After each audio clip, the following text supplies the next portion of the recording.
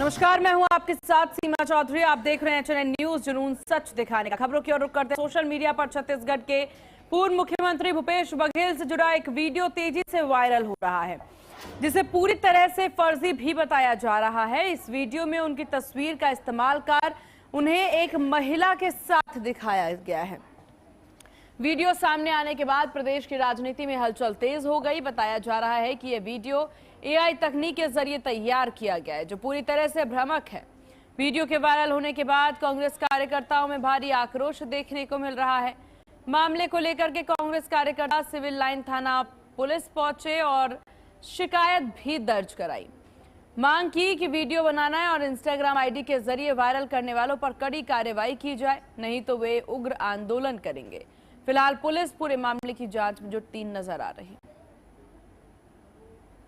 पिछले 4-5 दिनों से इंस्टाग्राम में कांग्रेस पोल नाम की आईडी से एक एडिट वीडियो जनरेट किया हुआ, एआई से जनरेट किया हुआ वीडियो, जिस लोग फेक वीडियो कह रहे हैं, चलाया जा रहा है, जिसमें इस प्रदेश के पूर्व मुख्यमंत्री जो अखिल भारतीय कांग्रेस कमेटी के महासचिव हुए हैं, प्रतिष्ठित व्यक्ति की छवि धूमिल करने का प्रयास किया गया है। साथ में महिला को दिखाया गया है, जो महिला सम्मान में भी ठेस पहुंचाता है। देखिए, सोशल मीडिया के माध्यम से एआई आर्टिफिशियल इंटेलिजेंस के माध्यम से माननीय भूपेश बघेल जी, पूर्व मुख्यमंत्री छत्तीसगढ़, जो अभी राष्ट्रीय महासचिव भी है, पंजाब के प्रभारी है, बहुत ही वरिष्ठ नेता है इस प्रदेश के और देश के, उनकी छवि को धूमिल करने के लिए किसी महिला के साथ उनका फेक वीडियो बनाकर अपलोड किया गया है और कांग्रेस पोल खोल नामक कोई आईडी बनाया गया है। उस आईडी के माध्यम से इसको प्रसारित कर रहे हैं। तो हम लोगों ने यहाँ पर सिविल लाइन थाना आकर संबंधित जो आईडी बनाए हैं उनके खिलाफ एफआईआर करने के लिए और उस पर कड़ी कार्रवाई करने के लिए, साथ ही जो इसमें प्रसारित कर रहे हैं उन सबको, इस सब दोषी है, सबके खिलाफ कार्रवाई करने के लिए अभी टीआई साहब को हमने आवेदन दिया है। कुछ कांग्रेस नेता आए थे, जिसमें अभय नारायण जी हैं, प्रमोद नायक जी हैं। इन्होंने पूर्व मुख्यमंत्री श्री भूपेश बघेल के पर आप इंस्टाग्राम से आपत्तिजनक फेस एआई वीडियो अपलोड कर प्रसारित करने के संबंध में है, जिसमें उसकी मतलब मान सम्मान को ठेस, भावनाओं के संबंध में, इस संबंध में आवेदन किया गया है। जो भी उचित कार्रवाई होगी आगे अग्रिम कार्रवाई की जाएगी। उसमें जो भी कंटेंट आएगा, बनेगा, तो अवश्य की जाएगी। मुजफ्फरनगर में पुलिस ने एक सक्रिय लुटेरा गैंग का पर्दाफाश कर दिया है। जहां मीरापुर थाना क्षेत्र के कुतुबपुर गंग नहर के पास से पुलिस ने 8 बदमाशों को गिरफ्तार किया, जो लूट की वारदात को अंजाम देने की योजना भी बना रहे थे। वहीं आपको बता दें कि मुठभेड़ के दौरान 2 आरोपी आरिफ साजिद घायल हो गए, जिन्हें इलाज के लिए भेज दिया गया। पुलिस ने इनके पास भी बरामद किया गया। पकड़े गए आरोपी अलग अलग जिलों में वारदात को अंजाम दिया थे और यात्रियों को निशाना बनाते थे। सभी के खिलाफ कई आपराधिक मामले दर्ज हैं।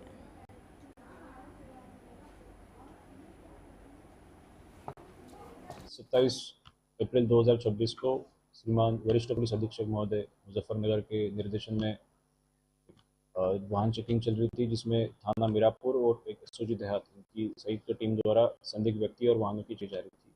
इसी दौरान जब मुखबिर द्वारा सूचना प्राप्त हुई कि कुछ लोग जो कुतुबपुर झाल है, सिंचाई विभाग के गेस्ट हाउस के यहाँ पे खंडर, वहाँ पे चोरी करने की योजना बना रहे हैं। इसी दौरान जब पुलिस टीम वहाँ पे पहुंची तो ये जो बदमाश है, इनके द्वारा पुलिस के ऊपर फायर करी गई। इसी दौरान जब पुलिस ने आत्मरक्षा फायरिंग करी तो इसमें 2 बदमाशों को गोली लगी और इसमें 6 लोग कॉम्बिंग ऑपरेशन के दौरान पकड़े गए। टोटल इसमें 8 लोग पकड़े गए, जिसमें 2 आरिफ और साजिद, जो थाना लिसाड़ गेट, एक मेरठ का रहने वाला है, एक थाना पिलकुआ हापुड़ का रहने वाला है, 2 घायल हो गए। और 6 लोग, जिसमें इकरामुद्दीन, मुजाहिद, शादाब, राशिद, अकील और जिशान, ऐसे टोटल 8 लोग इसमें पकड़े गए। पूछताछ के दौरान एक अन्य नाम सामने आया, जिसका नाम है राकेश वर्मा। तो इसमें ये वांछित है और इसकी तलाश जारी है। छत्तीसगढ़ के बेमेतरा जिले ने वैश्विक स्तर पर एक नई पहचान बनाई है। जनपद पंचायत बेमेतरा के अंतर्गत आने वाले ग्राम बसनी की सरपंच प्रीति यदू का नाम golden book of world records में दर्ज किया गया है। उन्होंने दुनिया की सबसे कम उम्र की निर्वाचित सरपंच बनने का गौरव हासिल किया। प्रीति ने मात्र 22 साल 2 महीने और 22 दिन की आयु में सरपंच पद पर चुनाव जीतकर ये कीर्तिमान स्थापित किया है। 17 फरवरी 2025 को हुए पंचायती राज चुनाव में जीत के बाद अब उन्हें आधिकारिक प्रमाण पत्र भी प्रदान किया गया। उनकी इस उपलब्धि ने न केवल छत्तीसगढ़ बल्कि पूरे देश का मान बढ़ाया है। प्रीति की सफलता ये साबित करती है कि दृढ़ संकल्प और जुनून के दम पर युवा किसी भी क्षेत्र में नेतृत्व कर सकते हैं। इस उपलब्धि की खबर मिलते ही ग्राम बसनी और पूरे जिले में उत्साह का माहौल है। ग्रामीणों और जनप्रतिनिधियों ने इसे ऐतिहासिक बताया। उम्मीद जाहिर की कि प्रीति के नेतृत्व में गांव के विकास को नई दिशा मिलेगी। ये बहुत खुशी की बात है भैया कि जिस बसनी का परिचय देने के लिए कभी हमें पड़ोसी गांव का नाम का सहारा लेना पड़ता था, आज वो विश्व में एक अपनी अलग मुकाम बना चुकी है और ये बहुत खुशी की बात है। भैया सबसे पहले आपको बहुत बहुत धन्यवाद कि आपने हमारे इस छोटे से गांव को आपके न्यूज के माध्यम से एक बहुत ही विस्तृत मुद्दा जो रहा उसे फैलाने के आपने काम किया और आज गोल्डन ऑफ वर्ल्ड रिकॉर्ड में बल्कि मेरा नाम नहीं, मेरे समस्त ग्राम पंचायत बसनी के जनता का नाम है और ये golden of book record Megha ji के मार्गदर्शन और गांव के सभी जनता को समर्पित है। याद है मेरा 40 साल का उम्र हो रहा है, लेकिन ऐसा सरपंच अपनी लाइफ में देखा और आगे अच्छा चलता रहे और अपना गांव का नाम रोशन करे। प्रीति यदू को बधाई देता हूँ, धन्यवाद जी। मैं प्रीति यदि को बहुत बधाई एवं शुभकामनाएं देती हूँ कि गोल्डन बुक ऑफ वर्ल्ड में इसका नाम दर्ज हुआ है, जो कि ये बहुत खुशी की बात है कि वो हमेशा आगे बढ़ती रहे और बच्चे का नाम रोशन करती रहे। यूपी के हाथरस के गांव पहाड़पुर में एक बुजुर्ग का शव संदिग्ध परिस्थितियों में घर में मिलने से सनसनी फैल गई। मृतक की पहचान जगदीश चंद्र शर्मा के रूप में हुई है। सुबह परिजन जब उन्हें देखने पहुंचे तो चारपाई पर खून से लथपथ पड़ा मिला। यह दृश्य देख परिवार में कोहराम मच गया। गांव में दहशत का माहौल बन गया। सूचना मिलते ही बड़ी संख्या में ग्रामीण मौके पर पहुंचे। घटना को हत्या बताते हुए पुलिस से जल्द खुलासे करने की मांग करने लगे। ग्रामीणों में आक्रोश भी देखा गया। उन्होंने दोषियों के खिलाफ सख्त कार्रवाई की मांग उठाई। घटना की सूचना पर पुलिस ने के वरिष्ठ अधिकारी भारी पुलिस बल के साथ मौके पर पहुंचे। घटना का बारीकी से निरीक्षण किया। पुलिस ने शव को कब्जे में लेकर पोस्टमार्टम के लिए भेज दिया। फॉरेंसिक टीम भी मौके से साक्ष्य जुटा रही है। पुलिस का कहना है कि मामले की हर पहलू से जांच की जा रही है और पोस्टमार्टम रिपोर्ट आने के बाद ही मौत के कारणों का स्पष्ट खुलासा हो सकेगा। क्या नाम है आपका? मेरा नाम राजेंद्र प्रसाद शर्मा। ये जो हत्या कर दी गई है कौन है आपके? ये हमारे बड़े भाई हैं जगदीश प्रसाद शर्मा। आपके पड़ोस में ही रहते हैं? घर ही है। अच्छा, तो ये किसने की हत्या? ये ना पता था कौन करिए कौन ना करिए। तो मतलब आपको जानकारी कब हुई? ये जानकारी भैया 6 बजे के लपेट में। तो मतलब इनकी जो है हत्या कैसे कर दी है? अब पता ना कैसे करिए कैसे ना करिए। मतलब जो धारदार हथियार के और वैसे उसके चोट वोट के हम ना देखो सब कैसे रही है कैसे ना भैया जागी। पुलिस आ गई मौके पे? हाँ पुलिस आएगी मौके पे। वैसे कोई शक वगैरह किस पे था? शक काउ पे ना हम कोई शकत ना भाई काउते रंजिश से। वैसे क्या लगता है कि किसने की होगा ऐसा? अब पता ना कौन करिए कौन ना करिए जाना कैसे पता। अब ये तो पुलिस ही जाने। अब पोस्टमार्टम है कि मालूम पड़े कायदे भैया कायदे ना मैं जीऊंगा। मतलब इनका नाम क्या है और कितनी उम्र होगी लगभग? इनकी उम्र होगी 77-78 साल। स्वास्थ्य विभाग से रिटायर हैं? बाबू थे? बाबू थे बड़े। छत्तीसगढ़ के बालोद में चौंकाने वाली घटना सामने आई, जहां प्रेमी के साथ भागी पत्नी को मना करके अपने घर लाने के लिए पहुंचे पति ने आत्महत्या कर ली। बताया जा रहा है कि पत्नी अपने प्रेमी के साथ घर छोड़ करके चली गई थी। पत्नी के जाने के बाद पति ने लगातार 3 दिनों तक उसे वापस लौटाने के लिए मनाने की कोशिश की, लेकिन उसके बाद उसके साथ वापस आने से इनकार कर दिया। इस घटनाक्रम से हताश होकर के उसने अपनी जान दे दी। फिलहाल पुलिस मामले की जांच कर रही है।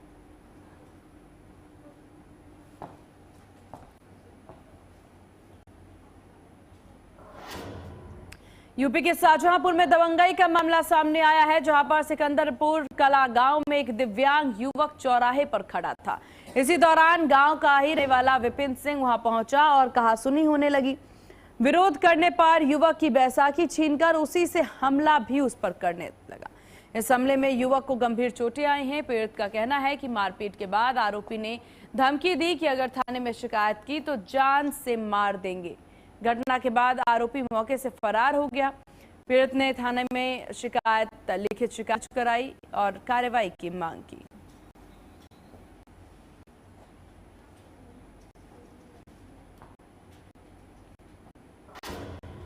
कुरुक्षेत्र में हरियाणा राज्य महिला आयोग की अध्यक्ष रेणु भाटिया एनआईटी परिसर का दौरा कर अधिकारियों के साथ बैठक की।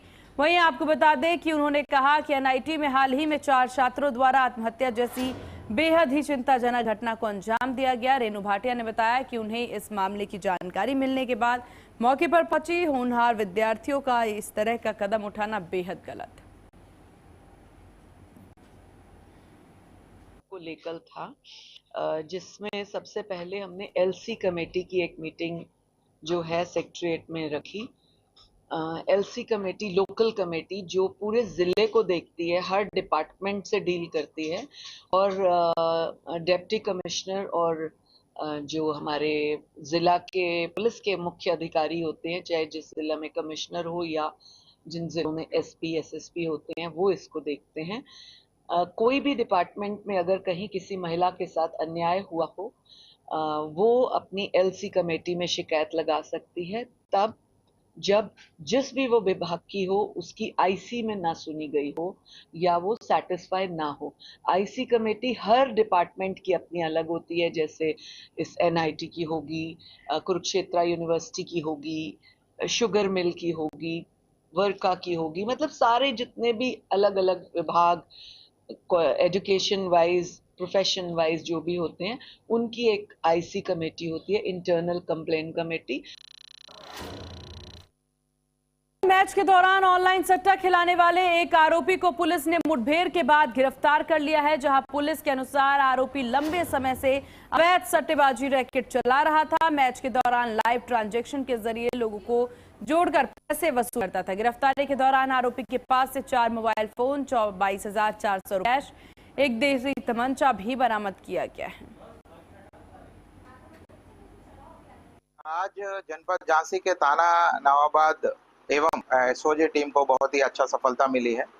आज सुबह मुठभेड़ के दौरान एक विवेक यादव जो एडमिन भी था, बहुत अलग अलग वेबसाइट बनाकर सट्टा संचालन करता था, उनको आज हम लोगों ने दबोच लिया है। उनसे जो प्रयुक्त मोबाइल और कुछ जमा तलाशी में 22,000 रुपए और 315 बोर का तमंचा एवं एक जिंदा कारतूस और कोका कारतूस हमने बरामद कर लिया है। ये करीब 8 से 9 ऐसे वेबसाइट का इन्होंने क्रिएट किया है जिसके संचालन करता था, जैसे VKT99, Vanky12.com। यूपी के लखीमपुर खीरी में एक दर्दनाक सड़क हादसे ने 4 परिवारों की खुशियां छीन ली। जहां आपको बता दें कि तेज रफ्तार कार ने 3 बाइक सवारों को जोरदार टक्कर मार दी। टक्कर इतनी ज्यादा भीषण थी यहां पर कि काफी ज्यादा बुरी स्थिति यहां देखने को मिल रही है। तो ये बड़ी जानकारी आपको दे दे लखीमपुर खीरी से, जहां ये दर्दनाक हादसा हुआ है। इस हादसे में 4 चचेरे भाइयों की मौके पर मौत हो गई, जबकि 2 लोग गंभीर रूप से घायल हो गए। सभी युवक शादी समारोह से अपने घर वापस लौट रहे थे। सूचना पर पहुंची पुलिस ने शव को कब्जे में लेकर पोस्टमार्टम के लिए भेज दिया। हादसे के बाद गांव में मातम पसरा हुआ है।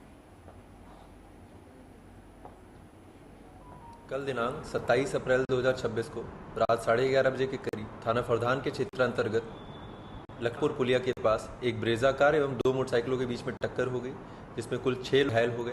पुलिस के द्वारा तत्काल घायलों को उपचार हेतु अस्पताल पहुंचाया गया, जहां पर 4 व्यक्तियों की दुखद मृत्यु हो गई एवं 2 अन्य व्यक्ति जो गंभीर रूप से घायल हैं उनको बेहतर उपचार हेतु लखनऊ रेफर किया गया है। मौके पर शांति व्यवस्था कायम है एवं पोस्टमार्टम एवं पंचनामा की कार्रवाई की जा रही है।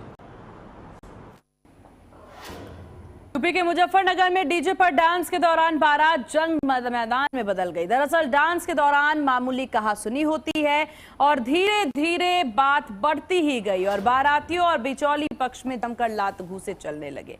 बताया जा रहा है शादी से एक दिन पहले कहासुनी हुई थी। घटना की सूचना पर पुलिस मौके पर पहुंची, मामले को शांत कराया।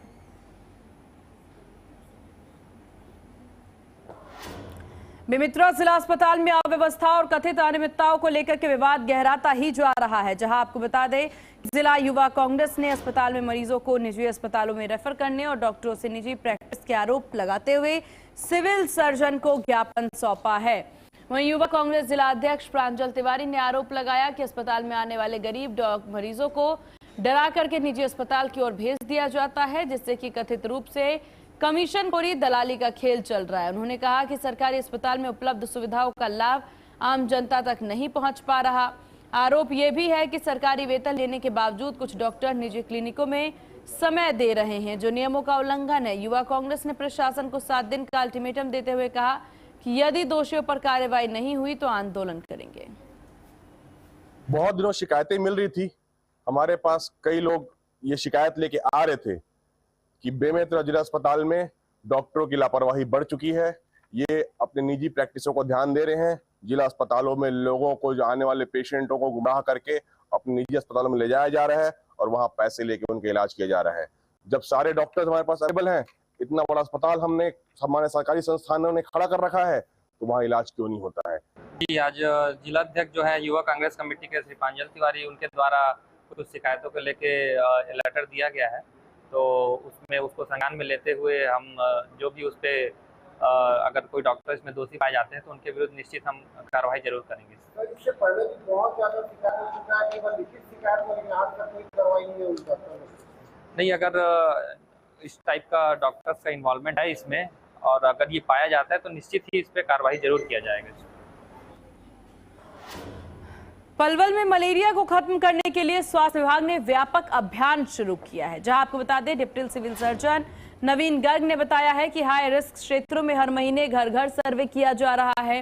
2026 में अब तक कोई केस सामने नहीं आया है। रोकथाम के लिए रैपिड टेस्ट किए जा रहे हैं। फॉगिंग रही है। लार्वा नाशक दवाइयां गंबूजिया मछली तालाबों में डाली गई। मलेरिया मादा एनफोलीज मच्छर से फैलता है, इसीलिए पानी जमा ना होने दें। विभाग ने ड्राई डे मनाने, मच्छरदानी उपयोग, साफ सफाई रखने की अपील की है ताकि बीमारी पर नियंत्रण बना रहे। मलेरिया का प्रभावी हूँ कि इस समय जिला में मलेरिया का प्रोग्राम नहीं देख रहा हूँ। हमने 2023-24 में पलवल डिस्ट्रिक्ट में कोई भी मलेरिया का केस नहीं था।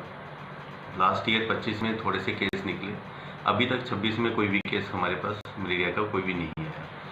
मलेरिया का जो आउटब्रेक है, जहाँ मलेरिया के जो पीछे पहले केसेस निकले, उसमें से ज़्यादातर केसेस जो थे वो बाहर के थे, आउटसाइडर्स थे। पलवल एक इंडस्ट्रियल सिटी है, तो जहाँ ज़्यादातर जो लोग हैं माइग्रेटरी होते हैं, आते जाते रहते हैं, जिसकी वजह से जो मलेरिया कहीं कहीं किसी न किसी पॉकेट में निकलता रहता है। हमने इस वक्त अपनी टीमें सारी गठित करी हुई हैं। हमने सभी पंचायतों को और एमसीज को सबको बोला है कि जी आप अपना जो है जो भी स्टैगनेंट वाटर है, कहीं पे भी जो पानी खड़ा है उसको निकालें।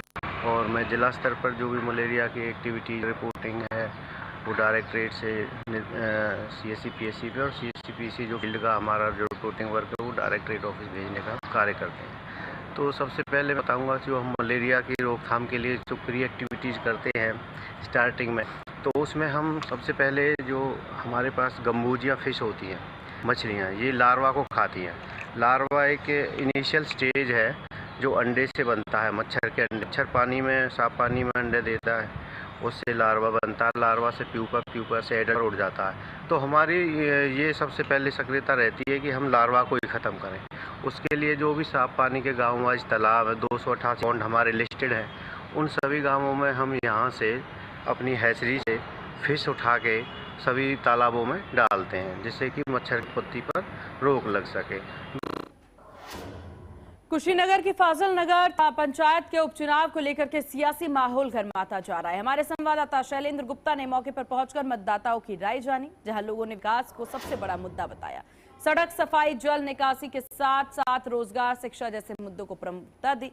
मतदाताओं का साफ क्या है कि इस बार उसे उम्मीदवार को चुनेंगे जो केवल वादे न करें बल्कि जमीन पर काम करें।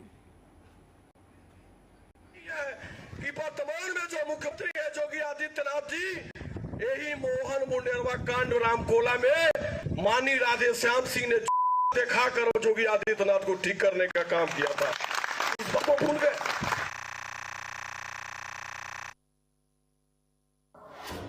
यूपी के ग्रेटर नोएडा में उस वक्त हड़कंप मच गया जब सूरजपुर कोर्ट के सामने गैस पाइपलाइन में भीषण आग लग गई। आग ने धीरे धीरे विकराल रूप ले लिया।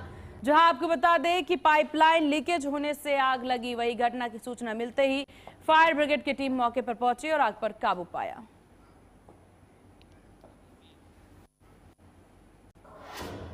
रायपुर से सनसनीखेज खबर सामने आई, जहां सिविल लाइन थाना क्षेत्र में सोमवार देर रात एक नाबालिग की चाकू मारकर हत्या कर दी। मृतक की पहचान 16 वर्षीय कुशबाग के रूप में हुई है। जानकारी के मुताबिक हमलावरों ने गर्दन पर वार करके वारदात को अंजाम दिया। घटना काशीराम नगर इलाके में हुई, जहां कुछ बदमाशों ने इस हत्या को अंजाम दिया और मौके से फरार हो गया। पुलिस ने मामला दर्ज कर आरोपी की पहले तलाश शुरू कर दी।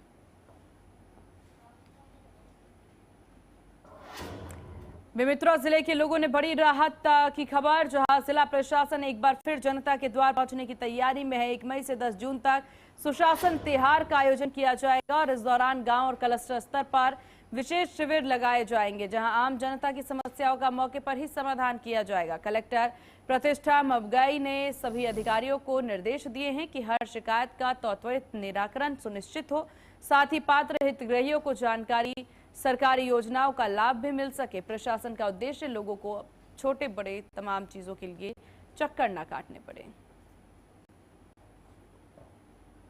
मैं समस्त जिले वासियों को अवगत कराना चाहूँगी कि पुनः सुशासन तिहार इस बार मनाया जाएगा और विगत वर्ष में जिस प्रकार से सुशासन तिहार का आयोजन किया गया था, इसी प्रकार से इस वर्ष भी हम लोग सुशासन तिहार का आयोजन करेंगे और जो भी जो ग्राम स्तर पे और क्लस्टर लेवल पे जो शिविर आयोजित किए जाने हैं उनका हम प्रचार प्रसार बृहद रूप पे किया जाएगा। और मैं समस्त जिले वासियों से निवेदन करती हूँ कि जो भी समस्याएं हैं और जो भी मांगे हैं वो अवश्य हम जब शिविर लगे उनके ग्राम स्तर पे तो हमको जरूर उसको उस शिविर में पार्टिसिपेट करें और उनकी समस्याओं का हम निराकरण करने का पूर्ण रूप से प्रयास करेंगे। बिलासपुर से दर्दनाक हादसे की खबर है, जहां पर चकरभाटा थाना क्षेत्र में बिजली विभाग में ठेके पर काम कर रहे एक युवक की जिंदगी एक हादसे ने पूरी तरह बदल दी। काम के दौरान हुए हादसे में युवक को अपनी एक टांग गंवानी पड़ी। पीड़ित का आरोप है कि हादसे के बाद ना कोई ठेकेदार ने इलाज में मदद की, ना ही कोई मुआवजा मिला है। पुलिस पर भी कार्रवाई नहीं करने के आरोप लगे हैं।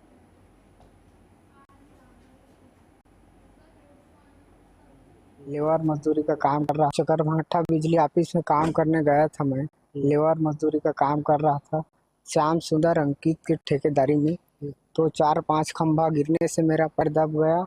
फिर इलाज हेतु मुझे लेकर गया अस्पताल, तो बोला डॉक्टर साहब ने ठीक नहीं होगा करके मेरा पैर काट दिया। तो मैं एसपी ऑफिस आया था तो शिकायत करने के लिए, तो मेरा कुछ अभी कार्यवाही कुछ नहीं किया है, इसलिए उसको आना पड़ा। तो मेरे को मुआवजा दिलाने के लिए कुछ करे, मेरे जीवन अर्पण के लिए कुछ बनाने के लिए। ठेकेदार क्या बोले? ठेकेदार तो कुछ नहीं बोल रहा है, अभी तक हो गया। उसके बोले थे हम लोग कुछ मेरे जीने खाने के लिए, तो अब लोग हम लोग कुछ नहीं कर पाएंगे, ऐसे बोल दिया था। यमुनानगर में गौ सम्मान आवाहन अभियान के तहत हिंदू समाज ने गौ माता के सम्मान और संरक्षण की मांग को लेकर के पैदल मार्च निकाला। यह यात्रा रादौर थाना क्षेत्र से शुरू होकर के एसडीएम कार्यालय तक पहुंची, जहां ज्ञापन सौंपा गया। यात्रा में आचार्य विजय गौपा, हिंदू संगठन के प्रतिनिधि अमित कंबोज सहित बड़ी संख्या में लोग शामिल हुए। सर्व समाज द्वारा गाय माता को सम्मान दिलाने के लिए, गाय माता को राष्ट्र माता का दर्जा दिलाने के लिए देश के माननीय प्रधानमंत्री के नाम, देश के माननीय राष्ट्रपति के नाम, हरियाणा के मुख्यमंत्री के नाम और हरियाणा के राज्यपाल के नाम ज्ञापन दिया गया। इस ज्ञापन में ये मांग रखी गई कि गाय माता को राष्ट्रीय माता का दर्जा दिया जाए और जो अवैध बुच्छड़खाने हैं, जो बुच्छड़खाने अवैध हैं, सभी बुच्छड़खानों को बंद किया जाए और गौ माता को राष्ट्र माता का दर्जा दिया जाए। आज ये मांग इस ज्ञापन के अंदर एक तो भारतवर्ष के अंदर पूर्णतः गौ हत्या बंद हो, और दूसरा गौ माता के लिए चारे की वजह से आजकल तो फैक्ट्रियों में देखा हमने, तूड़ी महंगी है, तूड़ी मिल नहीं गौ माता के लिए, लेकिन वो फैक्ट्रियों में पैकिंग करके भेजी जा रही है। तो चारे का भी संरक्षण हो, ऐसे अधिनियम बने कि जिसमें चारे को ना तो कोई आग लगा सके और ना फैक्ट्री में, जो गौ माता के लिए है। और दूसरा हमारा आह्वान है कि पूरे भारतवर्ष के अंदर जितनी भी गोचरण भूमि है वो खाली कराई जाए, ये हमारा सरकार से निवेदन है। माननीय प्रधानमंत्री से निवेदन है, माननीय राष्ट्रपति से निवेदन है और माननीय हमारे मुख्यमंत्री जो उस राज्य के हैं नायब सैनी जी, उनसे निवेदन है और हमारे जो राज्यपाल हैं माननीय, उनसे भी निवेदन है कि पूरे हरियाणा के अंदर जितनी भी गोचरण भूमि है उसको खाली कराया जाए और गोचरण भूमि केवल गौ माता के लिए ही उपयोग हो। और इन्हीं खबरों के साथ इस बुलेटिन में बस इतना ही। देखते रहिए HNN न्यूज, जुनून सच दिखाने का। नमस्कार।